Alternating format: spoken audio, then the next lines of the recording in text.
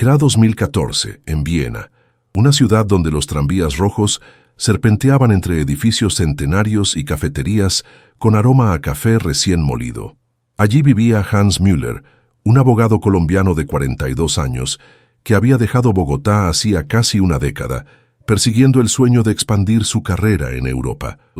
Aunque vestía siempre con trajes impecables y proyectaba seguridad en las reuniones, en su interior arrastraba una sensación de desventaja. Su alemán era torpe, lleno de pausas y errores gramaticales que lo hacían sentir vulnerable frente a sus colegas nativos. Esa mañana, Hans se encontraba en una sala de juntas en un elegante edificio del centro. Sobre la mesa de roble había un contrato grueso, con páginas llenas de términos legales en alemán que apenas entendía. Estaba a punto de firmar el acuerdo más importante de su vida, convencido de que era la oportunidad que había esperado durante años para asegurar su futuro financiero. Mientras tanto, en la misma oficina, caminaba silenciosa Marta, la mujer encargada de la limpieza. Sus manos estaban siempre ásperas por los productos químicos y su delantal azul mostraba manchas imposibles de quitar. Con ella había llegado Lina, su hija de 10 años, una niña curiosa con ojos enormes y expresivos que solía sentarse en una esquina a dibujar mientras su madre trabajaba. Esa mañana, mientras los ejecutivos alemanes discutían entre sí con un tono que Hans no lograba seguir, Lina se acercó sigilosamente a la mesa. No era la primera vez que hojeaba documentos mientras esperaba a su madre, y aunque nunca decía nada, disfrutaba de leer cualquier cosa que encontrara. Al ver el contrato, notó palabras que le sonaban extrañas, términos legales que había visto antes en películas y programas de televisión que doblaban al español. Lo que leyó la hizo fruncir el ceño.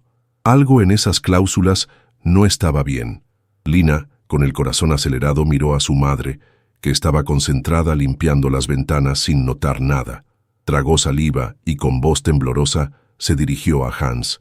«Señor, esto dice que usted perderá sus casas en Colombia si firma». La sala quedó en silencio. Los dos ejecutivos, hombres altos y de trajes oscuros con relojes brillantes en sus muñecas, se miraron entre sí, sorprendidos de que una niña hubiera intervenido.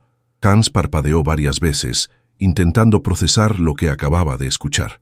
Se inclinó hacia la niña, pidiéndole que le mostrara dónde había leído eso. Ella, con la inocencia y valentía de alguien que no entiende de jerarquías, señaló con su dedo las líneas exactas. A Hans le recorrió un escalofrío. Las palabras estaban allí, claras, en un alemán jurídico que él apenas comprendía, pero lo suficiente para reconocer que lo estaban engañando. Los ejecutivos, incómodos, trataron de recuperar el control de la situación. Uno de ellos, con una sonrisa forzada, se dirigió a Hans en alemán rápido, como restándole importancia a lo dicho por la niña. Hans, sintiendo una mezcla de humillación y rabia, pidió que hablaran más despacio. No lo hicieron. Entonces, con voz firme, pidió una traductora legal antes de firmar cualquier cosa. El aire en la sala se volvió denso, como si cada segundo pesara más.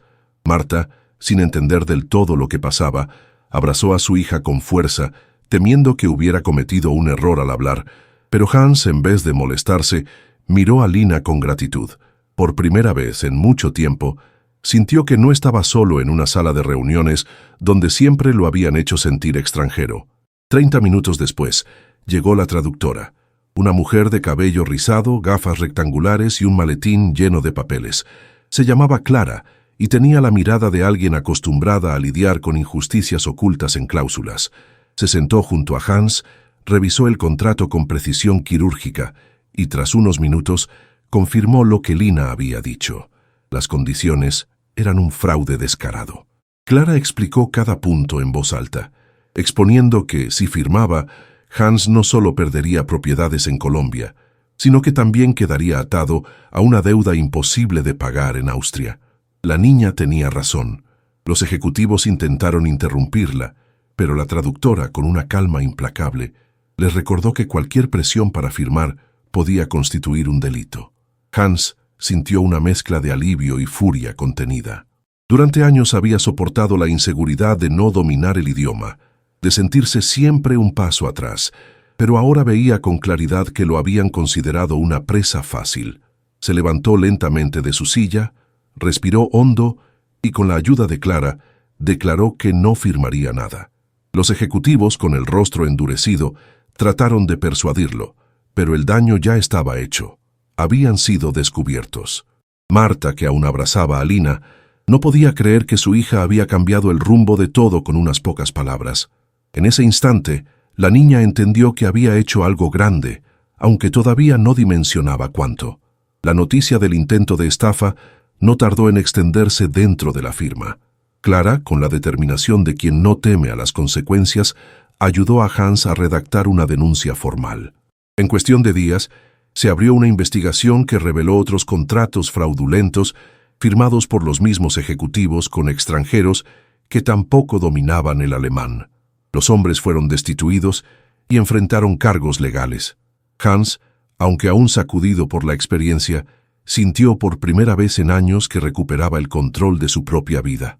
En el fondo, sabía que sin Lina nunca habría descubierto la verdad a tiempo. Unas semanas después, un nuevo inversor, conocido por sus prácticas éticas y su trato justo, se acercó a Hans tras conocer la historia. La reunión fue completamente diferente, con traductores, documentos claros y condiciones transparentes. Ese día, al firmar, Hans no solo cerró un acuerdo beneficioso, sino que también entendió que había ganado algo mucho más valioso, la certeza de que la honestidad y el coraje aún podían cambiar destinos. Antes de salir de la oficina, se acercó a Marta y a Lina, que habían sido invitadas para celebrar el nuevo contrato, y les prometió que nada de lo que hicieron quedaría sin recompensa. Hans cumplió su palabra. Encontró para Marta un empleo estable como asistente administrativa en una empresa amiga, con un salario que le permitió dejar atrás años de trabajos mal pagados y agotadores. A Lina, que siempre había mostrado una inteligencia aguda y una curiosidad infinita, le consiguió una beca completa en un colegio internacional de Viena. La niña, acostumbrada a ayudar a su madre a limpiar oficinas después de la escuela, ahora caminaba por pasillos llenos de libros y profesores que la animaban a soñar en grande. Hans comenzó a visitarlas con frecuencia, convirtiéndose poco a poco en una especie de mentor y amigo cercano de la familia. Pasaron los años y Lina, ya adolescente, seguía manteniendo la misma valentía que aquel día en la sala de juntas. Cada vez que hablaban, Hans le recordaba lo que había hecho por él, asegurándole que nunca olvidaría su gesto. Él, por su parte, había cambiado profundamente. Dejó de aceptar reuniones sin traductores, aprendió alemán con dedicación y comenzó a asesorar a otros extranjeros para evitar que cayeran en trampas similares. A veces, en las noches tranquilas de Viena, sentado frente a la ventana de su apartamento, pensaba en lo irónico que era que la mayor oportunidad de su vida no hubiera llegado por su experiencia como abogado, sino por la voz inocente de una niña que muchos ni siquiera habrían escuchado. Y así fue como Hans entendió que a veces la ayuda más grande viene de quien menos esperamos. Gracias a la valentía de una niña ignorada por todos, su vida cambió para siempre. Si esta historia te conmovió, apóyanos con un me gusta, comparte este video y no olvides suscribirte al canal para más historias reales e inspiradoras como esta. Nos vemos en el próximo video.